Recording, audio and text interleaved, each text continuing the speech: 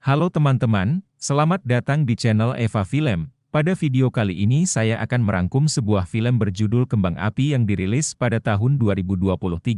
Jadi film ini menceritakan sebuah bola kembang api yang digunakan untuk mengakhiri hidup. Tanpa berlama-lama lagi, langsung kita ke alur ceritanya. Film dimulai dengan seorang pria yang sedang memindahkan sebuah bola kembang api raksasa menggunakan pengangkut ke dalam sebuah gudang miliknya yang berada di tengah hutan. Bola tersebut akan digunakan untuk meledakkan dirinya sendiri, dan diketahui pria tersebut bernama Fahmi. Lalu saat Fahmi mengeluarkan sebuah foto dari kantongnya, ternyata Fahmi memiliki seorang anak perempuan bernama Andin yang akan memulai kuliah. Ia teringat kalau putrinya pernah mengatakan bahwa Fahmi telah berjanji akan tetap membiayai kuliah Andine jika ia telah gagal mendapat beasiswa. Lalu Sin menyorot bola besar tersebut yang ternyata bertuliskan Urip Iku Urup. Tulisan tersebut merupakan sebuah filosofi yang menggunakan bahasa Jawa. Setelah itu, Fahmi menyambut dengan hangat orang asing yang sudah sadang. Diketahui pria tersebut bernama Raga. Lalu ia bertanya apakah bola inilah yang Fahmi maksud dengan sebuah bom di grup chat yang mereka buat. Fahmi menjelaskan kalau ini adalah bola kembang api raksasa yang daya ledaknya seperti sebuah bom, namun terlihat Raga meragukan kekuatan dari bola tersebut. Raga mengatakan kalau ia tertarik untuk mengakhiri hidup dengan cara unik dari Fahmi. Lebih tepatnya ini bola kembang api, Mas. Tapi kekuatan daya ledaknya besar seperti bom. Bisa meledak, yakin? Saya tertariknya karena cara Bapak yang paling unik. Lalu Fahmi menjelaskan kalau cara ini adalah cara yang mudah karena ini prosesnya akan cepat. Saat Raga bertanya mengenai arti dari tulisan Urip Iku Urup, Fahmi menjelaskan kalau artinya adalah hidup yang menyala. Fahmi lalu mengambil kursi dan menyuruh Raga untuk duduk dulu. Ia bertanya sebenarnya apa alasan Raga datang kemari untuk mengakhiri hidup padahal penampilan Raga terlihat rapi. Raga menjelaskan kalau aturan di grup tidak boleh menceritakan masalah pribadi dan mengatakan kalau tidak semua yang berpenampilan baik tidak memiliki masalah hidup. Tiba-tiba datang lagi seorang wanita yang diketahui bernama Sukma. Fahmi lalu memperkenalkan Sukma kepada Raga. Di sini terlihat juga bahwa Sukma yang seperti meragukan kekuatan dari bola tersebut. Raga kembali menekankan bahwa bola ia memiliki daya ledak luar biasa yang mampu menghancurkan mereka berkeping-keping. Memang bola ini kelihatannya indah. Coba kalau kita lihat dari dekat ini. Saya jamin kita akan hancur berkeping-keping. Bahkan tulang dan daging kita juga nggak ada sisanya. Saat Sukma bertanya mengenai arti dari Urip Iku Urup, ia kembali menjelaskan mengenai arti dari tulisan pada bola tersebut kepada mereka berdua. Namun ternyata Sukma sudah mengetahui arti dari kata tersebut karena ayahnya dulu selalu memberi nasihat dengan mengatakan kata tersebut. Lalu Fahmi menjelaskan kalau bola ini isinya adalah kembang api yang kalau meledak bisa setinggi Monas. Dan kalau kembang api ini meledak, cahayanya akan jauh tinggi menembus langit Jakarta. Bahkan Monas aja lewat. Saat mendengar kata Monas, Sukma terlihat menangis seolah punya trauma dari kata tersebut. Lalu Sukma pun mengatakan kalau ia ingin segera memulai meledakkan bola tersebut, namun Fahmi menjelaskan kalau mereka harus menunggu satu orang lagi yang bernama Anggun. Tiba-tiba datanglah orang yang ditunggu bernama Anggun, namun ternyata Anggun masih duduk di bangku SMA. Mereka bertiga langsung syok melihat hal tersebut. Sukma mengatakan kalau Anggun adalah anak muda yang masih memiliki banyak harapan dan tidak seharusnya ia datang kemari. Anggun menjelaskan kalau di grup tidak ada batasan umur dan ia meminta agar mereka bertiga berhenti menebak-nebak masalahnya. Anggun menanyakan apakah bola ini adalah kembang api raksasa yang dijelaskan di dalam grup dan ia meminta agar bola ini langsung diledakkan saja. Melihat hal tersebut Fahmi pun menyuruh Anggun untuk duduk dulu, lalu ia mulai memperkenalkan mereka bertiga kepada Anggun. Fahmi mulai menjelaskan kepada mereka semua cara kerja dari bola tersebut. Ia mengatakan kalau bola tersebut bisa diledakkan dengan cara menekan tombol dari alat yang telah ia buat, lalu ia mengingatkan kalau ada yang sudah berubah pikiran atau mau mundur, ia persilahkan untuk keluar ruangan. Mereka semua pun tidak ada yang mau keluar, dan kompak memaksa Fahmi untuk segera memencet tombolnya. Fahmi pun akhirnya benar-benar memencet tombol tersebut dan bola itu langsung meledak dengan sangat dahsyat. Udah siap semua. Selamat tinggal dunia. Sampai ketemu di akhirat.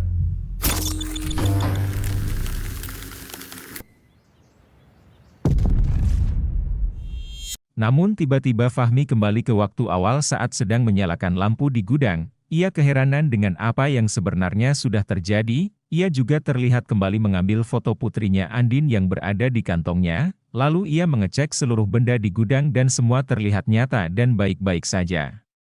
Lalu terlihat bahwa seorang pria bernama Raga juga datang kembali dan menanyakan hal yang sama kepada Fahmi. Setelah itu Fahmi bertanya apakah Raga mengenalnya karena ia tadi sudah bertemu dengannya, namun di sini terlihat bahwa Raga tidak mengingat apapun dan keheranan dengan tingkah laku Fahmi yang suka menebak-nebak dirinya.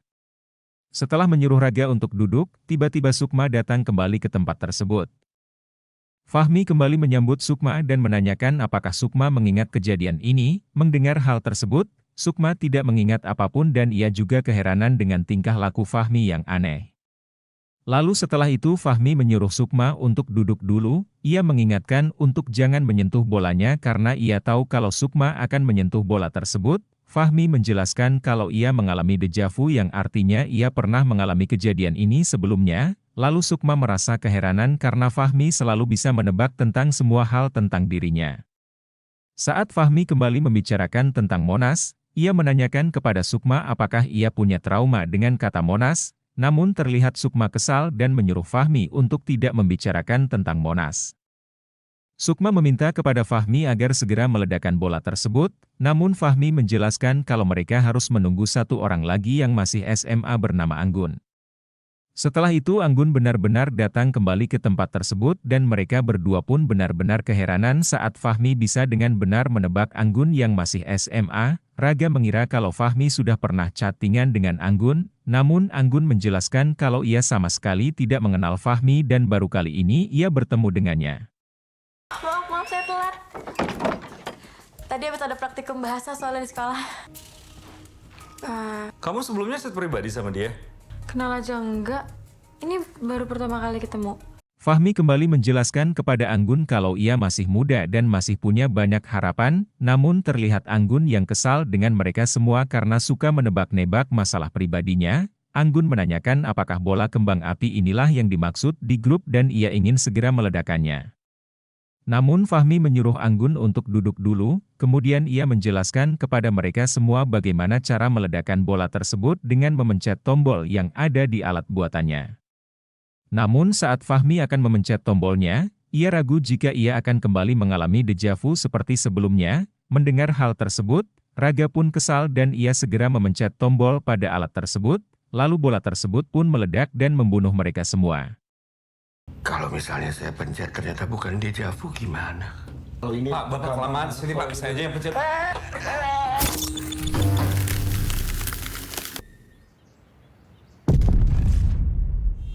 Sama seperti sebelumnya, Fahmi kembali mengulang ke waktu awal saat sedang menyalakan lampu di gudangnya. Ia kembali mengecek barang-barang di sekitarnya dan semua terlihat nyata. Ia pun benar-benar merasa bingung dan keheranan dengan apa yang sudah ia alami. Lalu saat Raga datang ke tempat tersebut, ternyata ia mengingat telah kejadian ini sebelumnya. Ia mengatakan kalau sebelumnya ia pernah duduk di sini dan meledak bersama bolanya. Mendengar hal tersebut, Fahmi pun menjelaskan kalau mereka mengalami dejavu setelah bolanya meledak dan mereka akan terus mengulang-ulang waktu. Mereka berdua pun lalu mulai berteori yang aneh-aneh mengenai hal yang mereka alami saat ini. Raga mengatakan kalau mereka sudah berada di neraka dan Fahmi yang mengatakan kalau mereka telah dikutuk oleh Tuhan. Fahmi menjelaskan kalau mereka dikutuk karena telah membiarkan seorang anak kecil yaitu Anggun ikut bunuh diri bersama mereka. Menurut Fahmi, mereka akan terbebas dari masalah ini jika Anggun tidak jadi ikut mati bersama mereka. Ia meminta kalau mereka harus bisa mencegah Anggun ikut mati dengan mereka agar bisa terbebas dari masalah ini. Ia juga mengatakan kalau masalah Anggun paling sepele dan tidak berat seperti mereka yang sudah dewasa. Kita harus cegah dia untuk muncul lagi ke sini. Selama dia ikutan bunuh diri sama kita akan balik lagi ke sini. Anak muda apa sih masalahnya? Hamil enggak? Paling berantem sama orang tua. Lalu ia meminta kepada Raga untuk meyakinkan Sukma agar Anggun tidak perlu ikut mati bersama mereka. Fahmi mengatakan kalau Sukma pasti juga mengalami dejavu seperti mereka, namun saat Sukma datang, ternyata ia tidak mengingat apapun yang artinya Sukma tidak mengalami dejavu seperti mereka. Raga menjelaskan kepada Sukma kalau mereka berdua mengalami dejavu. Ia menjelaskan kalau mereka berdua sudah pernah berada di sini sebelumnya dan meledakkan bola ini untuk mati bersama-sama. Namun ternyata mereka malah kembali lagi ke awal seperti tidak terjadi apa-apa. Lalu Fahmi menjelaskan kalau mereka semua dikutuk karena telah membiarkan anak kecil ikut mati bersama mereka. Namun Sukma pun terlihat seolah memiliki trauma dengan kata anak kecil dan Fahmi pun segera menyuruh Sukma untuk duduk dulu. Setelah itu Raga menjelaskan kalau nanti ada anak SMA bernama Anggun yang datang ke sini dan ingin ikut mati bersama mereka, namun Sukma masih tidak mengerti dan mengira kalau mereka semua adalah penipu yang mencari mangsa. Mendengar hal tersebut, Raga menjelaskan kalau mereka bukanlah penipu dan menjelaskan kalau bola inilah yang mereka bicarakan di dalam grup chat. Saat Anggun ingin menanyakan soal tulisan pada bola tersebut, Raga pun mengatakan kalau kata ini adalah kata yang sering disampaikan oleh ayah Sukma dan ia bisa tahu karena sudah dijelaskan sebelumnya kalau mereka mengalami dejavu. Sukma pun terlihat kesal karena Raga terlihat marah-marah dengannya. Urip-iku, huruf. Mbak tahu kan artinya apa? Karena ini biasanya nasihatnya ayah Mbak buat kasih tahu ke Mbak. Kan saya udah bilang, karena kita udah pernah ketemu sebelumnya. Gak usah marah-marah, Mas. Setelah itu, Fahmi kembali menjelaskan tentang rencana mereka yang harus bisa mencegah Anggun untuk ikut mati dengan mereka. Namun Sukma masih terlihat bingung dan mereka pun sudah telat karena Anggun sudah datang ke tempat tersebut. Sukma pun terlihat syok dan mengatakan kalau Anggun masih muda dan masih memiliki banyak harapan. Lalu Raga mengatakan kalau Anggun tidak boleh ikut mati dengan mereka. Namun ia juga mengatakan kalau Anggun boleh tetap ikut asalkan ia menceritakan masalahnya dulu kepada mereka. Anggun pun marah karena mereka semua malah menceramahi dirinya agar tidak ikut mati bersama mereka. Anggun mengaku kalau ia tidak akan membatalkan niatnya untuk mati karena ia telah menulis surat terakhir kepada mereka. Raga pun menanyakan siapakah mereka yang dimaksud Anggun, namun Anggun terlihat semakin marah dan Fahmi pun segera menyuruh Anggun untuk duduk dulu. Setelah itu, Fahmi mengatakan kepada Anggun kalau ia tidak akan memencet tombolnya kalau Anggun tidak mau keluar dari tempat tersebut. Mendengar hal tersebut, Anggun pun kesal dan tetap tidak mau keluar dari ruangan tersebut. Lalu Fahmi pun mengatakan kalau ia akan membatalkan rencana ini. Namun, Raga tidak setuju dengan Fahmi dan mengatakan kalau rencana ini harus tetap dijalankan. Sukma pun kesal dan segera merebut tombol tersebut lalu meledakkan bolanya. Akhirnya bola tersebut pun kembali meledak dan mereka semua tewas seketika. Setelah itu, Sin memperlihatkan Fahmi yang kembali lagi ke waktu awal. Ia benar-benar sudah muak dengan hal yang ia alami saat ini. Saat Raga datang kembali ke tempat tersebut, ia menjelaskan kalau mereka mengalami time looping seperti di film-film. Raga menjelaskan kalau mereka seharusnya sudah meledak namun mereka malah ditarik ke lorong waktu. Saya tahu, Pak. Ini kayak saya lihat di film-film, Pak. Film-film sains, Pak. Maksudnya? Waktu kita meledak sama-sama di sini, kita seperti ditarik ke lorong waktu. Harusnya kita pergi ke alam lain, tapi kita malah kembali ke sini. Nah, itu namanya time loop, Pak. Hal inilah yang menyebabkan mereka semua terus mengulang-ulang waktu saat mereka telah meledakkan bolanya. Fahmi pun yakin kalau penyebab time loop ini adalah Anggun yang mereka ajak untuk mati bersama. Raga meminta agar rencananya dijadwal ulang agar Anggun tidak jadi ikut dengan mereka. Namun Fahmi tidak bisa melakukannya karena ia sudah menulis surat wasiat untuk keluarganya. Ia juga menjelaskan pentingnya surat wasiat karena Raga ternyata tidak membuat surat wasiat sama sekali untuk keluarganya. Emangnya kamu nggak bikin? Ya, ngapain? Saya mati ya mati aja, Pak. Saat Sukma datang ke tempat tersebut, ternyata ia sudah mengingat kejadian sebelumnya. Lalu Raga pun segera menjelaskan kalau mereka semua mengalami time looping yang artinya mereka semua akan terus mengulang-ulang waktu setelah meledakkan bolanya. Fahmi mengatakan kalau mereka harus bisa mencegah Anggun agar ia tidak ikut mati bersama mereka. Fahmi yakin kalau Anggunlah penyebab dari semua kekacauan ini, lalu mereka pun segera memperkenalkan diri masing-masing dan akan menceritakan masalah yang sebenarnya mereka alami. Kisah akan dimulai dengan Fahmi. Ia bekerja di pabrik kembang api dan menjadi seorang teknisi kembang api. Tugasnya adalah mendesain acara yang membutuhkan pesta kembang api. Suatu hari ia gagal meluncurkan kembang api saat sedang ada acara besar yang dihadiri para menteri. Karena kecerobohannya, ia pun dipecat dan disuruh ganti rugi 1,3 miliar atau masuk penjara. Karena ia tidak mau keluarganya merasakan penderitaan yang disebabkan olehnya, Ia pun berencana untuk mati dengan cara meledak bersama kembang api karena jika ia mati, pihak asuransi akan menanggung semua hutangnya dan keluarganya tidak akan ikut menanggung hutang tersebut. Fahmi juga menjelaskan kalau anaknya ingin lanjut kuliah kedokteran. Namun jika ia dipenjara maka anaknya tidak bisa melanjutkan kuliah.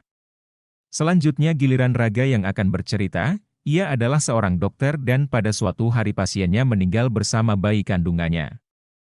Hal itu disebabkan karena dirinya tegang saat melakukan operasi karena ia masih memiliki suatu trauma di masa lalu. Karena hal tersebut, Raga pun dipecat dari rumah sakit tempatnya bekerja. Saya punya pasien meninggal di meja operasi.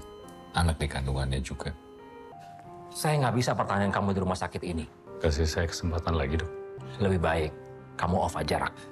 Pada suatu hari ibu Raga menelpon, ibunya mengatakan kalau kakeknya terus menanyakan di mana Raga saat ia sedang menghadiri acara ulang tahun kakek Raga, namun ibu Raga tidak tahu kalau sebenarnya Raga sudah dipecat jadi dokter. Mengetahui hal ini, Raga pun telah banyak mencoba untuk mati namun ia selalu gagal. Jadi ia memilih untuk mati dengan kembang api ini karena ia merasa ini lebih tepat. Fahmi pun mengatakan kalau mental Raga lemah padahal ia adalah seorang dokter. Raga pun tersinggung dan menjelaskan kalau Fahmi tidak berhak menilai mental seseorang karena Fahmi juga sama seperti dirinya. Di tengah obrolan, Anggun pun sudah datang ke tempat tersebut. Mereka semua menjelaskan kepada Anggun kalau sudah ada aturan baru di grup ini. Yaitu mereka harus menceritakan masalahnya terlebih dulu sebelum mati bersama. Lalu Fahmi menyuruh Anggun untuk duduk dan memperkenalkan diri serta menceritakan masalahnya masing-masing. Fahmi mengatakan bahwa dirinya terlibat hutang dan ingin mati supaya keluarganya mendapat uang asuransi. Anggun mengatakan kalau keluarganya pasti sangat senang karena mereka akan menjadi kaya dengan cepat. Anggun juga mengatakan kalau istrinya juga pasti akan langsung mencari pengganti dirinya. Mendengar hal tersebut, Fahmi pun emosi. Saya terlibat hutang dan saya mati dengan harapan saya dapat uang asuransi untuk masa depan keluarga saya. Mereka pasti happy banget ya Bapak mati. Ya enggak juga lah. Lalu Raga bercerita kalau ia adalah seorang dokter dan ingin mati karena ia gagal dalam menyelamatkan pasiennya. Ia juga menjelaskan kalau profesi dokter adalah pilihannya. Namun gagal dalam menyelamatkan orang itu bukan pilihannya. Sukma pun menjelaskan kepada Anggun kalau ibunya pasti sedih dan ingin mati bersama Anggun setelah ia tahu kalau Anggun adalah anak tunggal. Setelah itu Sukma pun mulai menceritakan dirinya. Suatu hari, Anggun sedang mengemudi bersama anaknya yang bernama Darwin. Saat itu Darwin menunjukkan Lego mainannya yang berbentuk Monas, namun tiba-tiba mobilnya ditabrak truk karena ia tidak fokus saat sedang mengemudi. Kecelakaan itu membuat anaknya Darwin tewas di tempat. Jadi gimana, Mah? Jadi nanti kamu bilang sendiri sama papa kalau Darwin mau ajak papa ke Jepang. Bisa, Mah. Bisa. Sejak saat itulah hidupnya menjadi berbeda, ia mulai memiliki trauma tentang Monas dan tidak ingin untuk mengemudi mobil kembali, ia depresi dan tidak pernah bisa merelakan anaknya Darwin yang telah tiada. Lalu Sukma pun mengingatkan kepada Anggun bagaimana kalau ibunya ikut mati karenanya, namun Anggun menjawab kalau ibunya berbeda dengan Sukma yang depresi karena kehilangan anak. Saat Anggun disuruh untuk menceritakan masalahnya, Anggun pun bertanya apakah rencana ini akan tetap dilakukan jika ia sudah menceritakan semua masalahnya kepada mereka. Mendengar hal itu, Fahmi pun mengatakan kalau Anggun tidak usah khawatir karena ia sendiri yang akan memencet tombolnya. Setelah itu, ternyata Anggun akan merebut tombol yang dibawa oleh Fahmi. Namun tas milik Anggun tidak sengaja terjatuh dan mengeluarkan poster-poster rundungan yang dibuat oleh teman-teman Anggun. Melihat hal tersebut, Anggun pun emosi dan segera memencet tombolnya. Akhirnya bola tersebut telah meledak yang kesekian kalinya. Kalian semuanya orang-orang tua pada so tahu, pada pengen tahu banget udah.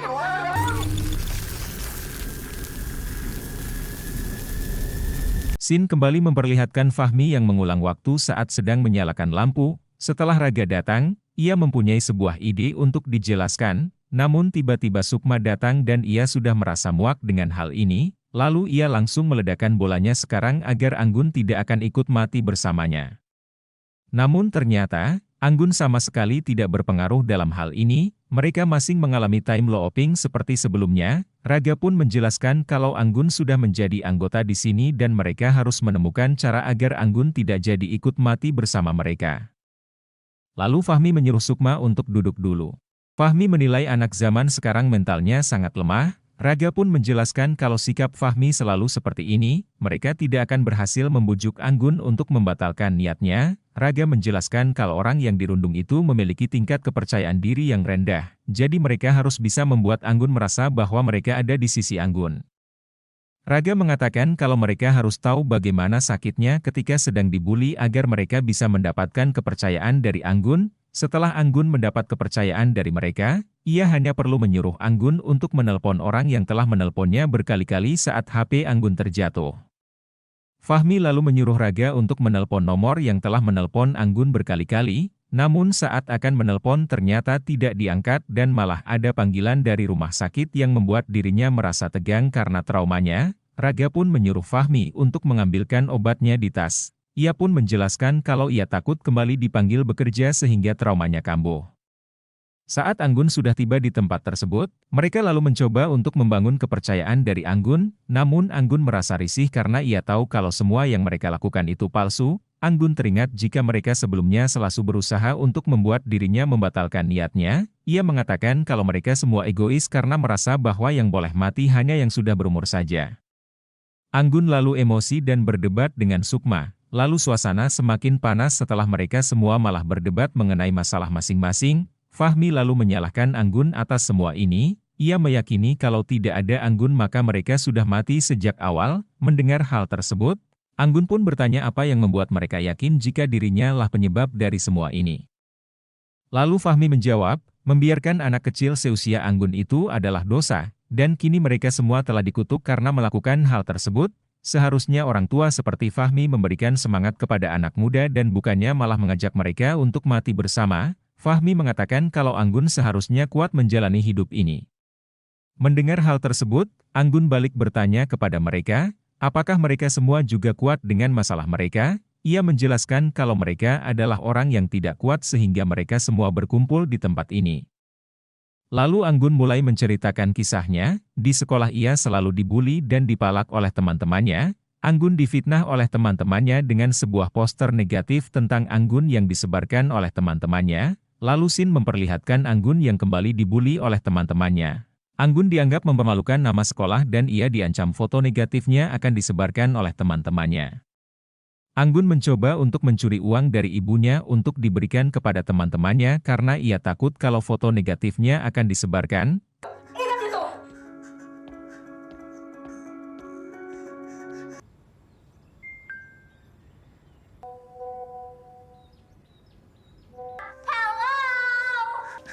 Pengen gue siram air comberan deh. Bayang banget gak sih kalau mereka lihat foto toples lo? Karena alasan itulah yang membuat Anggun ingin mati. Ia berharap agar mereka jera dan tidak akan lagi melakukan hal tersebut kepada orang lain. Namun Raga menjelaskan kalau kenyataannya tidak seperti itu. Ia yakin kalau sudah lupa, mereka akan melakukannya kembali. Sukma menjelaskan kalau ibu Anggun pasti menyesali tindakan Anggun dan akan terus menyalahkan diri mereka sendiri. Anggun ditampar karena ia tidak pernah mau mendengarkan nasihat dari orang lain. Tiba-tiba Raga ditelepon oleh nomor yang telah ia coba panggil sebelumnya. Ternyata itu adalah nomor dari ibu Anggun, lalu Raga memberikan ponselnya kepada Anggun untuk berbicara.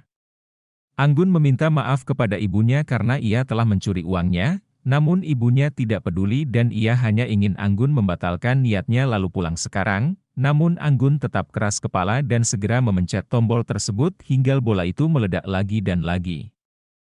Sin kembali lagi saat mereka bertiga sudah berada di depan bola tersebut. Mereka sudah pesimis dan menganggap kalau mereka semua tidak akan pernah bisa merubah keputusan Anggun. Mereka menyadari kalau Anggun ternyata benar. Mereka semua adalah orang lemah yang tidak mampu menghadapi masalahnya, lalu mereka pun akhirnya saling menyemangati satu sama lain. Mereka meyakini kalau mungkin kutukannya adalah tulisan pada bola tersebut, mungkin mereka harus tetap hidup agar tetap memberi cahaya kepada orang lain. Gara-gara kalimat ini yang bisa bikin kita jadi nggak mati-mati. Mungkin kita tetap harus urip supaya tetap urut. Saat Anggun kembali ke tempat tersebut, Sukma mengatakan kalau kali ini mereka tidak akan mencoba menghalangi Anggun dalam keputusannya. Mereka sudah membuat keputusan untuk membatalkan rencananya. Mereka lalu akan memberikan tombol tersebut kepada Anggun agar ia bisa mati sendirian. Saat mereka bertiga akan meninggalkan Anggun, Anggun pun mengaku kalau ia takut jika harus mati sendirian. Sukma pun memberikan tawaran jika Anggun juga ingin membatalkan niatnya. Pada akhirnya Anggun pun membatalkan niatnya. Lalu bola kembang api tersebut diluncurkan ke atas langit dan meledak dengan sangat indah yang menghiasi langit pada malam itu.